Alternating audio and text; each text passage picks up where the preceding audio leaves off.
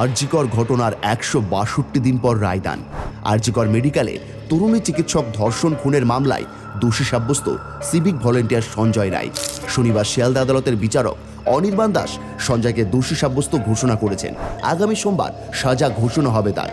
ধৃত civic volunteer সর্বোচ্চ শাস্তি মৃত্যুদণ্ড ও সর্বনিম্ন শাস্তি যাবজ্জীবন কারাদণ্ড হতে পারে বলেই জানা যাচ্ছে।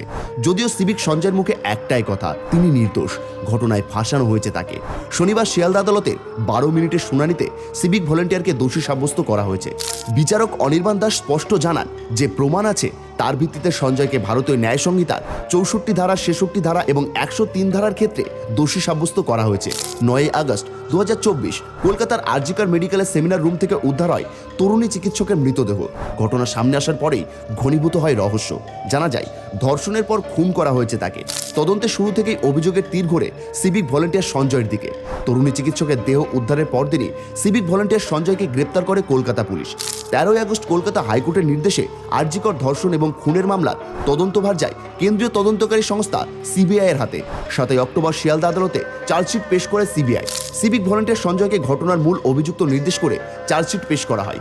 এখনো পর্যন্ত সিবিআইয়ের তরফে দাখিল করা হয়েছে ওই একটাই চার্জশিট। সিবিআই তরফে দাবি করা হয় সঞ্জয় একাই তরুণী চিকিৎসককে ধর্ষণ করে খুন করেছে। সিবিআই জানায় উদ্ধার হওয়া প্রমাণ বলছে ধৃত সিভিক ভলেন্টিয়ার সঞ্জয় রায় দোষী।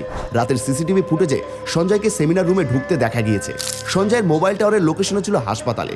ফরেন্সিক রিপোর্টে উল্লেখ রয়েছে সঞ্জয়ের হাতের আঙুলের নখ এবং নিহত তরুণীর দেহাংশ থেকে প্রাপ্ত নমুনার সঙ্গে নমুনা মিলে যায় সঞ্জয়ের।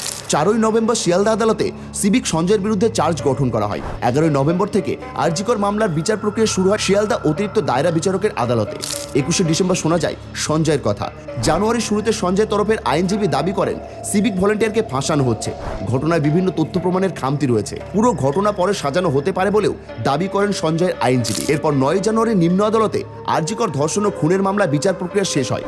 শনিবার আদালতে নিজের পক্ষে যুক্তি সাজিয়ে সঞ্জয় রায় বলেন, আমার গলায় রুদ্রাক্ষের মালা আছে, আমি যদি ধর্ষণ করি তাহলে সেটা ছিঁড়ে গেল না কেন?